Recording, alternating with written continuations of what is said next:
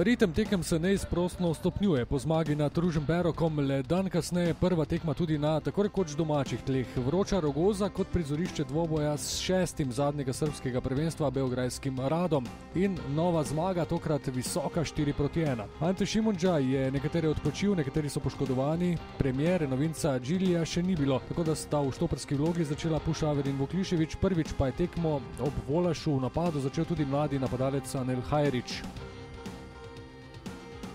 Nekoliko premešana mariborska postava je imela največ težav v začetku prvega polčasa, ko je najprej za srbski Rad poizkusil Stefan Mihajlović, toda njegov strel z glavo je odlično ubranil Cotman. Cotman je bil ponovno v glavni vlogi le minuto kasneje, ko je prosti strel izvedel Rodić.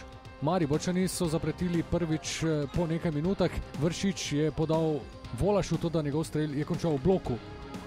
Zadnjo priložnost pa so si Srbi priigrali, ko je po desni strani ušel Vico, natančno podal v sredino, ponovno pa je Mihajlović poizkusil z glavo, tokrat mimo gola. Na sredini prvega polčasa pa vodstvo za Maribor. Dare Vršič je spretno izmaknil žogo branilcu Ljubinkoviću, potem pa nesebično podal predgol, kjer je bil na pravem mestu in zelo zanesljiv egzekutor Dalibor Volaš.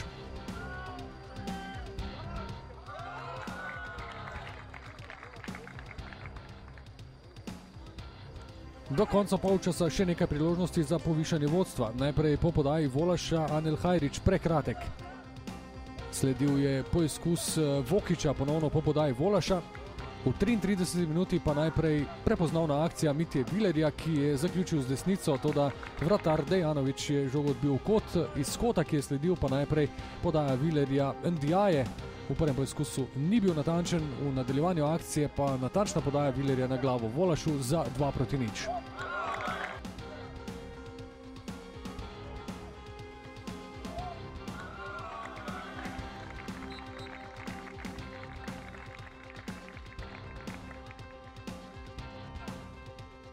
Ob koncu polčasa beležimo še en poizkus mladega Dejana Vokića, toda tokrat je bil njegov strel z desnico le za las nenatančen. V drugem polčasu nekoliko bolj umirjen tempo in šele ob drugi polovici drugega polčasa se je tekma ponovno nekoliko razživela. Najprej poizkus Srbov po levi strani, strel Mihajlovića je Obradović ubranil, v nadaljevanju akcije pa je strel Mladenovića zadel Pušaverja v roko in sodnik Borošak je pokazal na belo točko. Izvajalec iz 11 metrov, zanesljivi za 2-1 je bil Ljujić.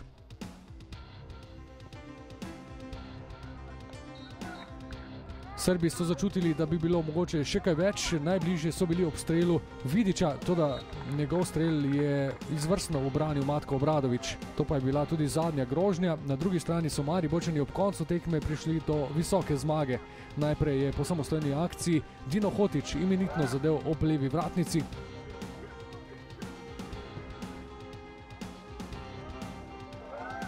Ob koncu tekme pa še kazenski strel ob igranju Ljubinkovića z roko.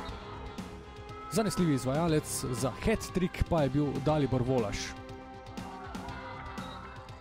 Še ena učinkovita predstava in nova zmaga, tekma, ki je dosegla svoj namen, še zadnja pred uradnim začetkom sezone, ki bo ob 20. na Bonifiki za superpokal proti Kopru.